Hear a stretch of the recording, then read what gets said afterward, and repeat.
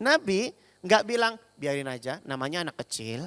Ya Allah, aku sudah sungguh-sungguh mendidik anakku. Tapi aku tidak kuasa mendidiknya ya Allah. Maka didiklah ia untukku. Sesulit apapun kepengasuhan kita sekarang. Sesuram apapun masa lalu kita di waktu yang silam. Jangan putus asa dari rahmat Allah Subhanahu wa taala. Perbaikan keluarga itu, perbaikan anak-anak kita itu dimulai dari perbaikan diri kita sendiri terlebih dahulu sebagai orang tuanya. Kadang kita sebagai orang tua suka kebalik. Kita responsif sama kesalahan anak, tapi kita kurang responsif pada capaian-capaian dan kebaikan anak. Jadilah orang tua yang bersyukur, jangan jadi orang tua yang insecure.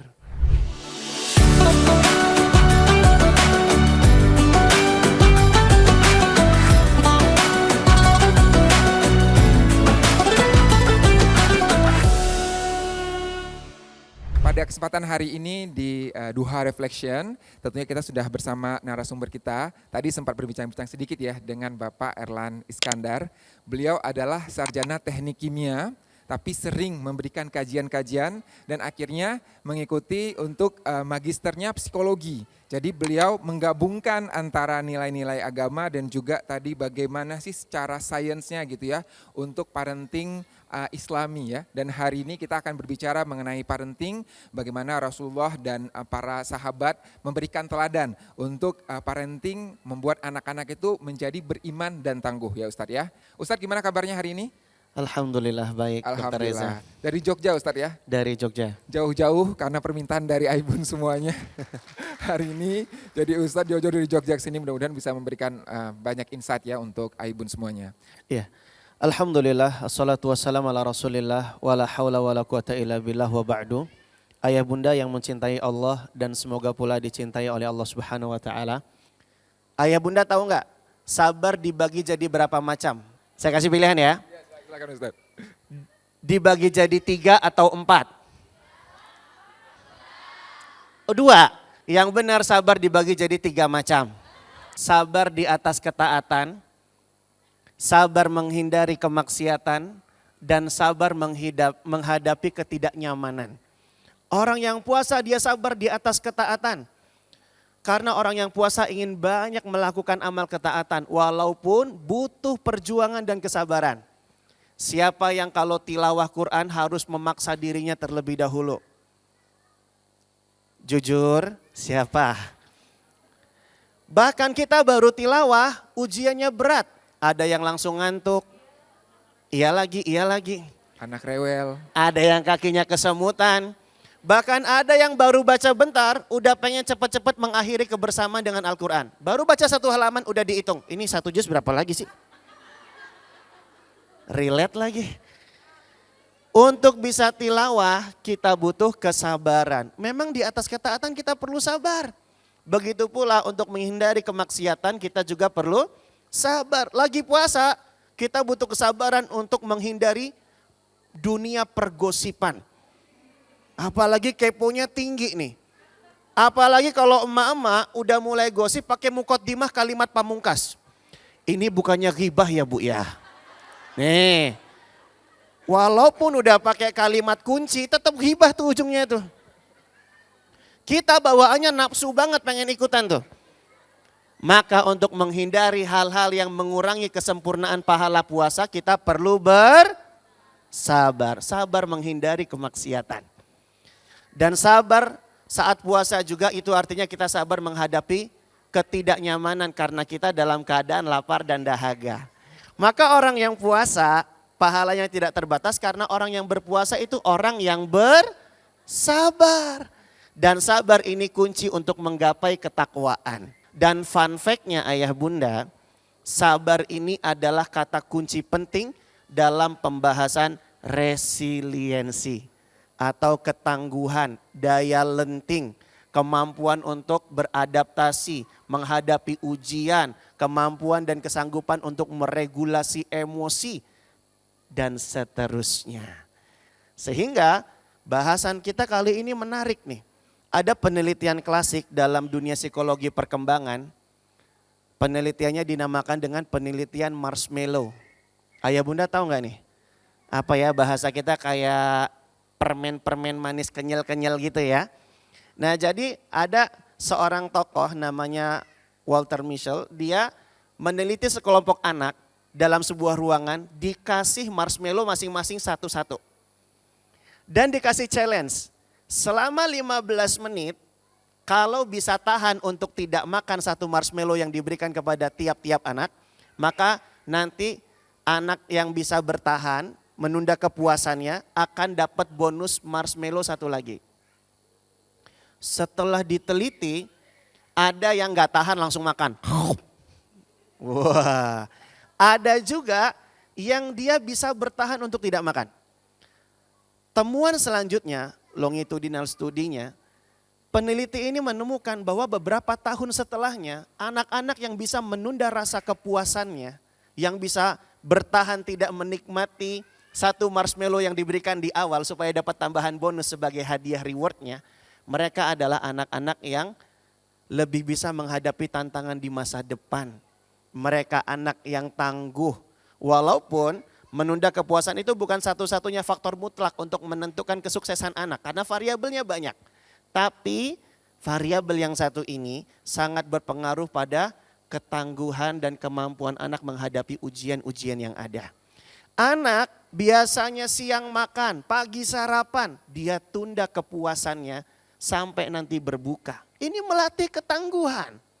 Di samping itu juga iman dan juga nilai religiusitas pada diri anak ini juga berpengaruh pada ketangguhan anak. Kita coba kasih dan spill satu contoh anak tangguh yang Allah abadikan di dalam Al-Quran. Namanya Yusuf alaihi salam. Ada yang namanya Yusuf? Kalau ada yang namanya sama dapat hadiah. Boleh pulang duluan. Ada anak tangguh namanya Yusuf. Nabi Yusuf alaihissalam, dia adalah anak yang tangguh. Kenapa? Dia kuat menghadapi ujian yang datang bertubi-tubi silih berganti. Dia dibenci saudaranya, sibling rivalry. Kemudian dia juga difitnah, sehingga dia dipenjara. Sehingga dia kemudian merasakan pedihnya kenyataan di dalam hidupnya. Tapi dia kuat, resiliensi dan tangguhnya luar biasa nih. Bahkan lebih dari itu, kita belajar ketangguhan Nabi Yusuf di saat beliau pandai meregulasi emosinya, di saat dia sudah punya kedudukan menjadi di antara orang yang punya jabatan di negeri Mesir. Waktu itu saudara-saudaranya yang dulu menorehkan luka pengasuhan pada dirinya saat masih kecil, datang ke negeri Mesir dan ternyata Nabi Yusuf tidak balik untuk balas dendam, justru malah memaafkan. Nabi Yusuf katakan apa? La tathriba alaikumul yaum. Tidak ada celaan buat kalian hari ini. Hari ini kalian sudah aku maafkan. Ini bentuk ketangguhan nih. Dia bisa berdamai dengan masa lalunya. Dia bisa regulasi emosinya. Jadi contoh-contoh di Al-Quran itu sebenarnya pelajaran yang berharga buat kita dalam mengasuh anak-anak kita, ayah bunda yang dirahmati oleh Allah Subhanahu wa taala. Tinggal kita yang mau mentadaburinya atau tidak. Lihatlah Nabi Yusuf alaihissalam, dia adalah sosok anak yang tangguh. Bahkan ini yang paling bikin merinding nih. Saking tangguhnya Nabi Yusuf, pernah dia diajak berbuat maksiat oleh seorang wanita. Dia berpaling dan menolak. Imro'atul Aziz, istrinya Al-Aziz, berhasrat ingin berzina dengan Nabi Yusuf alaihissalam. Allah abadikan kisahnya di surat Yusuf ayat 24. Walaqad hammat bihi wa hamma biha laula an ra'a burhana rabbih. Sungguh wanita itu berhasrat kepada Nabi Yusuf. Nabi Yusuf pun punya hasrat pada wanita itu, andai kata tidak melihat tanda dari Robnya. Gara-gara melihat tanda dari Allah, Nabi Yusuf berpaling. Uniknya Ibnu Katsir dalam tafsirnya ayah bunda membawakan belasan riwayat yang menjelaskan tanda dari Allah yang seperti apa yang dilihat oleh Nabi Yusuf saat itu. Ada satu riwayat dibawakan oleh Ibnu Abbas radhiyallahu anhu yang menerangkan tanda dari Allah yang dilihat oleh Nabi Yusuf saat itu adalah sosok sang ayah, sosok orang tuanya tiba-tiba hadir di benak ingatannya. sedang menggigit jarinya, hingga kemudian gara-gara itu Nabi Yusuf berpaling dari ajakan berbuat maksiat dan dosa. Inilah orang tua berkesan yang sukses membuat anaknya menjadi tangguh. Kira-kira ayah bunda, kalau suatu saat anak kita diajak berbuat nakal oleh temannya, adakah anak-anak kita menghadirkan dan mengingat sosok kita sebagai orang tuanya? Sudahkah kita jadi orang tua yang berkesan buat anak-anak kita? Mari kita belajar singkat saja bagaimana Nabi Yakub menjadi ayah yang sangat berkesan pada diri Nabi Yusuf alaihissalam. Yang ternyata yang dilakukan oleh Nabi Yakub ini juga sebenarnya kita lakukan di momen puasa Ramadan ini. Apa itu? Nabi Yakub adalah orang tua yang sangat perhatian pada agama anak-anaknya. Kalau Dokter Mesti tadi bilang ternyata religiusitas anak itu sangat berpengaruh ya pada konsep kepribadian anak, keberhargaan dirinya, ketangguhannya. Itu memang benar. Dan itu pun senada dengan tesis kami ketika psikologi kemarin saat magister, kami meneliti tentang religiusitas pada remaja. Apa kaitannya, korelasinya dengan kematangan emosinya. Dan ternyata agama, religiusitas seseorang itu sangat berkorelasi signifikan ayah bunda yang dirahmati oleh Allah. Nabi Yakub perhatian banget sama agama anak-anaknya. Bahkan Allah abadikan bagaimana kisahnya. Saat Nabi Yakub hendak meninggal dunia, Nabi Yakub sempat-sempatnya bertanya bagaimana agama anak-anaknya. Allah berfirman, Am kuntum syuhada idh hadaral Yaqubal maut. Ingatlah ketika Nabi Yakub hendak didatangi kematian, dia kumpulkan anak-anaknya, dia berkata, Ma ta'buduna mim ba'di. Apa yang kalian sembah setelah kematianku? Tahu enggak ayah bunda? Ini ayat ada di surat apa? Saya kasih kata kunci ya. Ini surat di Al-Quran, depannya al. Banyak Ustaz. Oh banyak ya, enggak membantu kata kuncinya berarti dok ya. Surat apa nih? Al-Baqarah. Ayat 133. Am kuntum syuhada idh hadaral Yaqubal maut idh qala li banihi ma ta'buduna min ba'di. Nabi Yakub ketika hendak didatangi kematian, dia tanya anaknya, ma ta'buduna min ba'di. Apa yang kalian sembah setelah kematianku? Padahal ayah bunda, kalau mau meninggal, wasiatnya tentang masalah harta dan dunia boleh enggak? Boleh. Boleh atau enggak? Boleh. Nak, jangan jual tanah di samping rumah kita nak. Kenapa Pak? Itu bukan tanah kita. Mau meninggal bercanda nih Bapak. Wasiat masalah harta menjelang tutup usia itu diperkenankan. Tapi Nabi Yakub menjelang tutup usia wasiatnya malah memperhatikan agama dan akidah anak-anaknya. Ini bukti bahwa Nabi Yakub sangat perhatian dengan religiusitas Nabi Yusuf alaihissalam. Sehingga Nabi Yusuf jadi sosok yang tangguh. Menyemai keimanannya sukses nih. Yang kedua, Nabi Yakub sukses mendidik ketangguhan Nabi Yusuf karena Nabi Yakub adalah sosok yang lekat dengan orang tuanya. Dari mana bisa kita simpulkan? Di akhir-akhir surat Yusuf dikisahkan Nabi Yakub itu buta matanya karena sedih berkepanjangan. Lalu diriwayatkan bahwa Nabi Yakub hendak bertemu dengan Nabi Yusuf yang sudah punya kedudukan. Dalam keadaan buta, Nabi Yakub berkata, Inni la ajidu riha Yusuf. Sungguh aku mencium aroma tubuh Yusuf. Para ulama bilang, ini bukti kelekatan. Kenapa? Orang tua bisa sampai hafal aroma tubuh anaknya. Karena sering main bareng, sering ngobrol bareng, sering menghabiskan waktu bersama, hafal aroma tubuh anaknya. Ayah bunda hafal gak sama aroma tubuh anaknya? Hafal Ustadz Erlan, apalagi kalau anak saya pulang sekolah, ketiaknya basah, itu khas baunya. Ini bukti kelekatan nih. Bukti yang berikutnya, Nabi Yakub itu lekat dengan Nabi Yusuf, dari mana bisa kita simpulkan? Di awal-awal surat Yusuf diceritakan kalau Yusuf itu tidak sungkan untuk curhat dan cerita sama Nabi Yakub selaku ayahnya. Ya abati, ini ra'aitu ahada asyara kaukaba wa syamsa wal qamar Ra'aituhum lisajidin. Wahai ayahku, aku bermimpi melihat 11 bintang, 1 matahari dan 1 bulan, mereka semua bersujud kepadaku. Kata para ulama, anak yang mau cerita sama orang tuanya, ini tanda kelekatan. Karena attachment, kelekatan dalam psikologi itu aspeknya 3. Disingkat jadi CST. CST. C comfort, rasa nyaman. S secure. T trust. Jadi dia nyaman, dia aman, dia percaya. Simpelnya 3 aspek ini terpenuhi ketika anak udah mau cerita dan curhat sama orang tuanya. Dan Nabi Yusuf cerita sama ayahnya, ini tanda kelekatan. Kelekatan dan menumbuhkan iman, ini 2 nilai yang kita jumpai dalam ibadah puasa di bulan Ramadan. Orang tua akan sering bersama dengan anaknya saat sahur dan berbuka, nemani anaknya main saat dia mulai lapar supaya teralihkan, saat dia kepingin makan. Orang tua memotivasi untuk ibadah itu kaitannya dengan iman.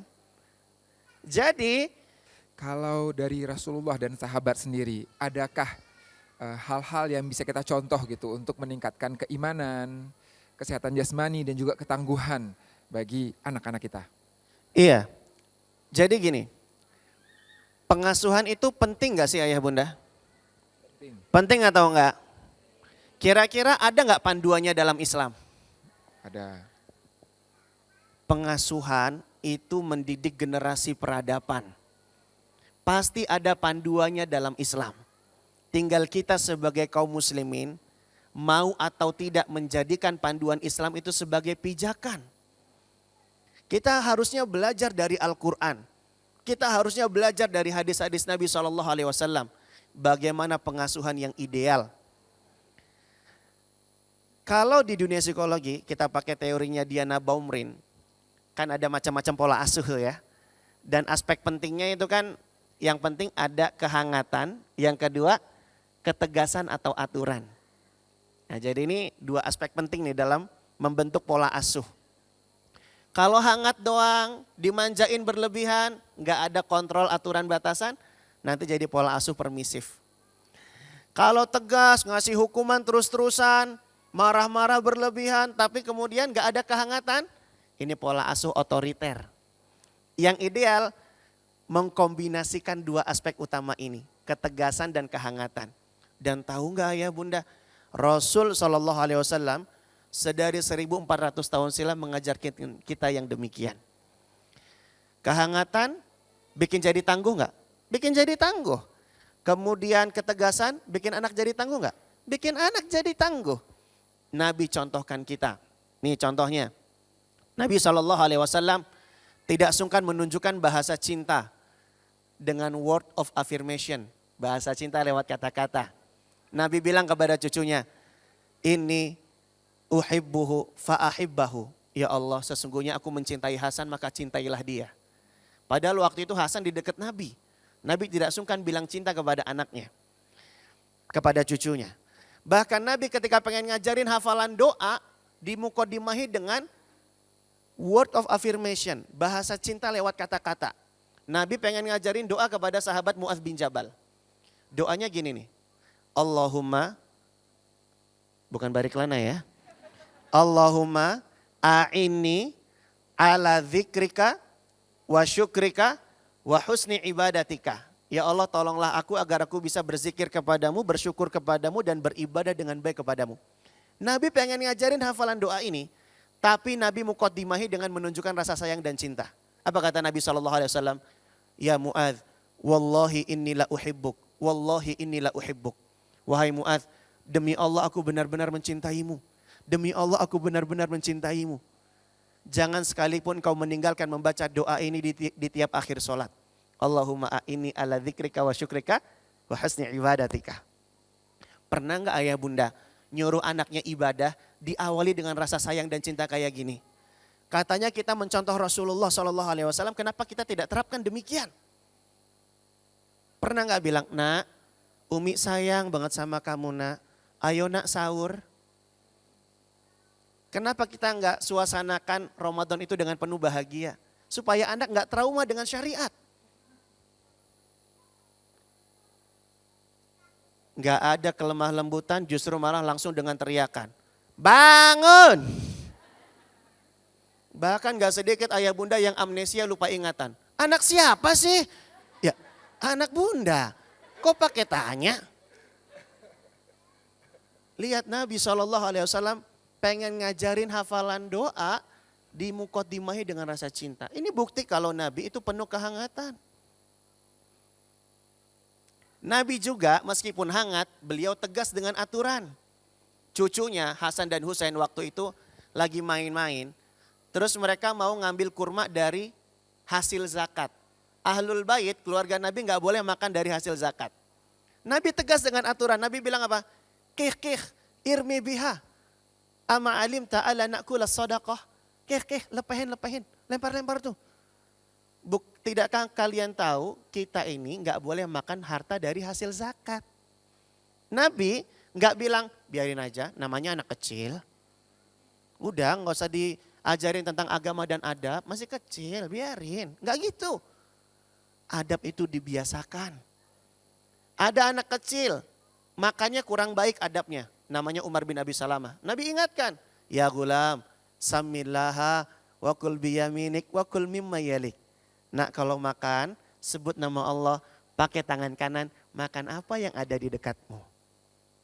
Nabi tegas, Nabi ketat terhadap aturan. Bahkan Nabi bilang, kalau memang Fatimah anakku mencuri, aku yang akan potong tangannya. Jadi kehangatan dan juga tegas dengan aturan, ini adalah aspek penting dalam kepengasuhan. Dan inilah yang menjadikan para sahabat Nabi selaku murid Rasul SAW itu mereka menjadi sosok-sosok yang tangguh. Ribuan para sahabat Nabi itu sukses menjadi pemimpin di atas muka bumi. Dan ini contoh ketangguhan. Dan kalau mau lebih didetailkan lagi, Nabi SAW itu sangat merangsang potensi ketangguhan anak-anak yang ada di dekatnya. Buktinya apa? Nabi SAW waktu itu mau perang Uhud. Perang Uhud terjadi tahun berapa Bu?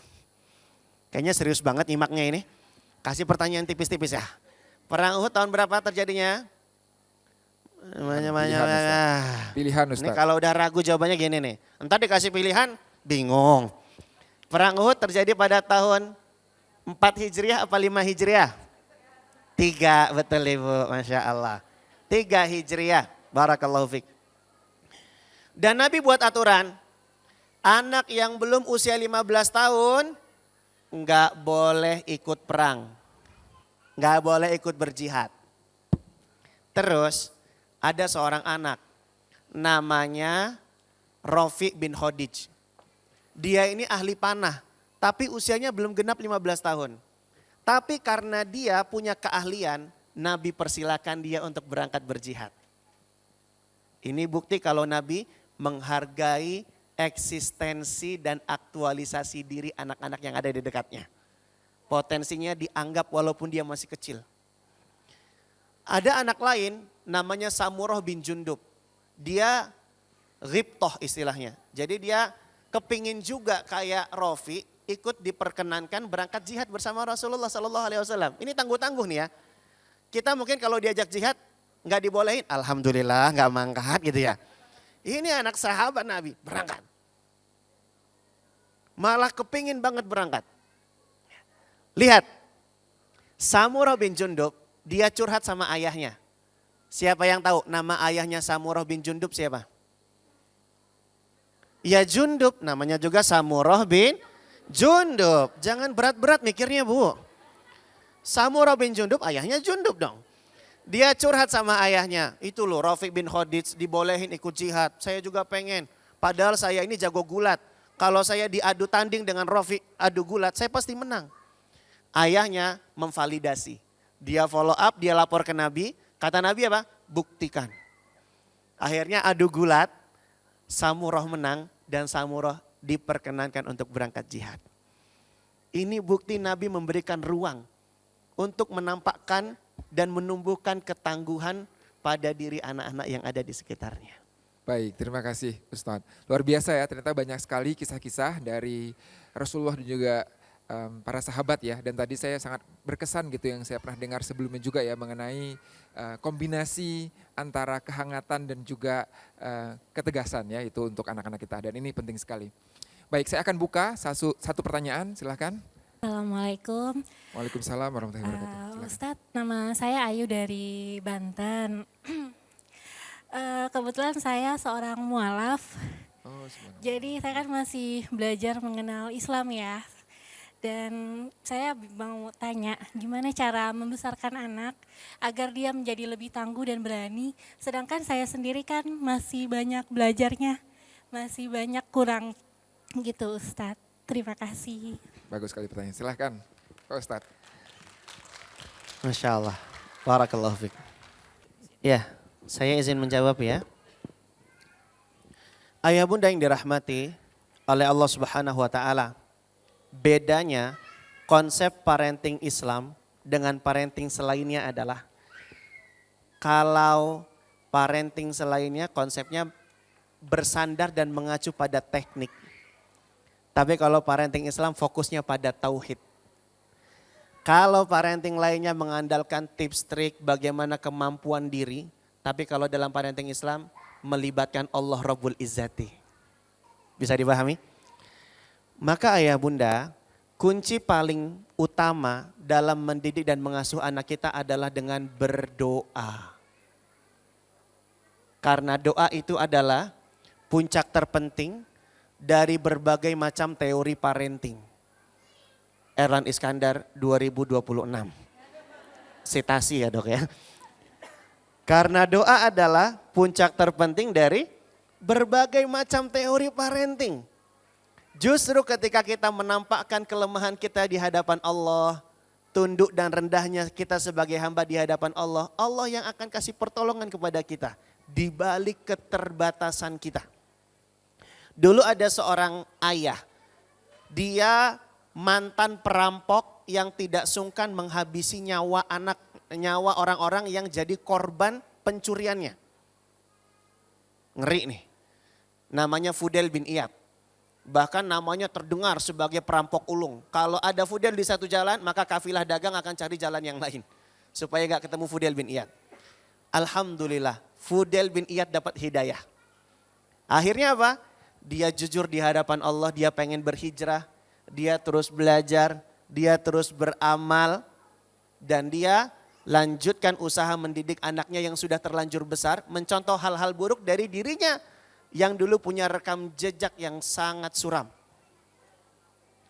Fudel bin Iyad doa dengan doa yang sangat indah. Doanya kayak gini, ayah bunda bisa hafalkan ini. Allahumma inni ijtahadtu an uaddiba ibni falam aqdir ala ta'dibihi fa'addibahu li. Ya Allah, aku sudah sungguh-sungguh mendidik anakku, tapi aku tidak kuasa mendidiknya ya Allah, maka didiklah ia untukku. Doa yang penuh kepasrahan, doa yang sangat melibatkan Allah dalam kepengasuhan, doa yang tidak menunjukkan keangkuhan diri dan kehebatan diri, tapi justru malah menunjukkan tawakal kepada Allah. Ayah bunda, kalau nggak hafal doa ini pakai bahasa Indonesianya, pakai bahasa Arabnya aja. Hah? Kebalik Ustadz. Oh kebalik ya, kebalik. Nih doanya gini. Allahumma inni ijtahadtu an uaddiba ibni falam aqdir ala ta'dibihi fa'addibahu li. Ya Allah, aku sudah sungguh-sungguh mendidik anakku, tapi aku tidak kuasa mendidiknya, maka didiklah ia untukku ya Allah. Anaknya Fudel tumbuh menjadi pemuda yang semakin taat pada Allah dan lembut hatinya. Bahkan anaknya paling gak bisa dengar ayat-ayat Quran yang bicara tentang siksa. Makanya Fudel bin Iyad kalau dia jadi imam, dilihat dulu ada anaknya gak? Kalau ada, dicariin ayat-ayat yang gak ada isinya tentang siksa. Qadarullah waktu itu, Fudel bin Iyad imam baca surat Az-Zumar. Sampai di ayat ke-47 yang isinya tentang siksa.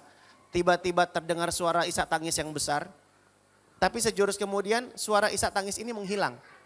Seusai sholat dicari sumber tangisnya, ternyata berasal dari Ali, anaknya Fudel yang ditemukan sudah dalam keadaan tidak sadarkan diri. Dibangunkan qadarullah meninggal dunia. Disebutlah dia sebagai qatilul Quran kata para ulama, orang yang terbunuh karena ayat Al-Quran. Pemuda yang tadinya jauh dari iman, jauh dari Islam, bisa tumbuh menjadi sesoleh itu karena buah dari doa.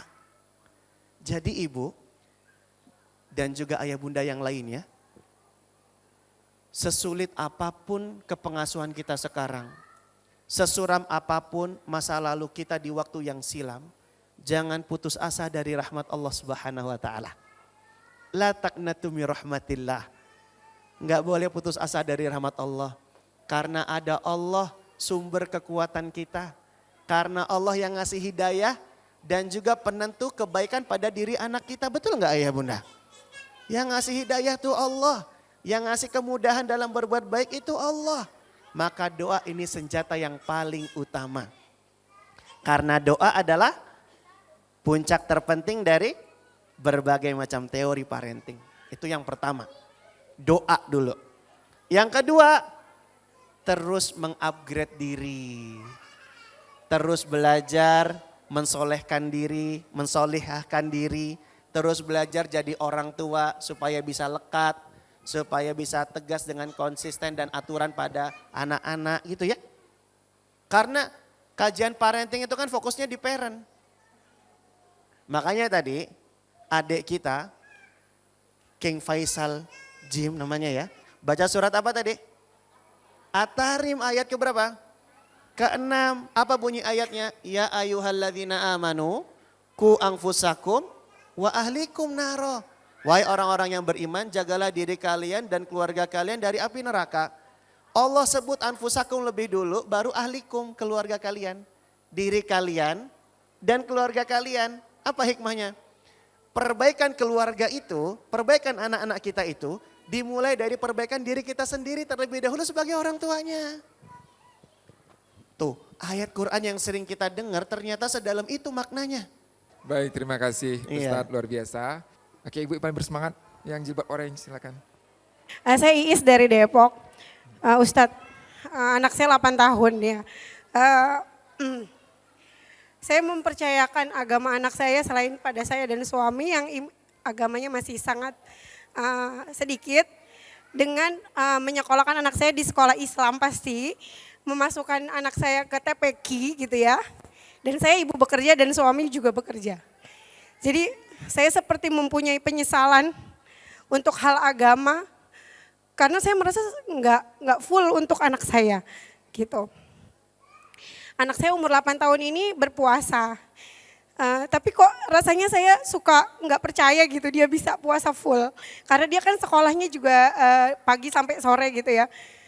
Terus suatu saat dia dapat MBG gitu ya. Terus susunya kebuka. Terus saya marah-marah. Kamu minum ya ini segala macam gitu. Saya nggak percaya anak saya tuh enggak bunda aku beneran cuma buka doang aku nggak minum gitu kan. Tapi kok saya nggak bisa punya kepercayaan bahwa sebenarnya anak saya tuh bisa loh puasa seharian gitu. Pertanyaan saya meyakinkan saya untuk saya tetap bisa memberikan nilai-nilai agama yang baik ke anak saya itu bagaimana gitu ya Ustadz ya. Karena saya waktunya pagi sampai sore kerja, suami juga kerja. Saya serahkan anak saya di SDIT dan TPQ gitu ya. Lumayan itu ya saya merasa punya PR tersendiri sebagai pribadi dan sebagai ibu gitu Ustadz. Dan biar saya tuh nggak marah-marah lagi atau menumbuhkan kepercayaan bahwa anak saya kuat berpuasa tuh gimana gitu ya Ustadz ya. Makasih Ustadz. Terima kasih Ibu, luar biasa pertanyaannya ya. Iya. Ini ada banyak sebenarnya yang perlu kita tanggapi. Karena kalimat per kalimat tadi menarik untuk dibahas tuntas. Tapi setidaknya saya menangkap 2 poin penting yang mau saya izin tanggapi ya Bu ya. Barakallahu fiik. Jadi yang pertama, kita sebagai orang tua yang bekerja tetap punya kesempatan untuk bangun kelekatan dan kehangatan dengan anak-anak kita. Ada sebuah jurnal psikologi meneliti dan penelitiannya itu diistilahkan dengan GEM, Genuine Encounter Moment. Ternyata orang tua yang sibuk bekerja tetap bisa bangun kehangatan dan kelekatan bersama anak-anaknya di sisa waktu yang ada. Dengan memanfaatkan hanya sekitar 7 sampai 15 menit saja setiap harinya, tetap bisa bangun kehangatan dan kelekatan. 7 sampai 15 menit itu bisa digunakan dengan apa? Makan bareng, ngobrol bareng, baca buku bareng, curhat bareng, main bareng. Intinya menghabiskan waktu bersama yang berkualitas. Kebersamaan yang berkualitas itu catatannya mata ketemu mata, kulit ketemu kulit, hati ketemu hati. Banyak yang di meja makan, makan bareng, tapi matanya kemana? Ke HP, ini gak berkualitas nih. Hatinya, pikirannya kemana-mana. Gimana tadi? Maka sisihkan 7 sampai 15 menit. Sebentar aja. Sisain energinya sepulang dari kerja untuk menemani anak kita. Insya Allah tetap bisa bangun kehangatan dan kelekatan. Oke Bu, itu yang pertama. Yang kedua, Ibu yang dirahmati oleh Allah dan juga ayah bunda lainnya, kita perlu sadari ya, bahwa anak-anak kita itu adalah sosok yang istimewa. Allah ciptakan anak-anak kita dalam bentuk yang sebaik-baiknya. Laqad khalaqnal insana fi ahsani taqwim. Allah ciptakan manusia dalam bentuk yang sebaik-baiknya. Anak-anak kita sudah dikasih fitrah oleh Allah.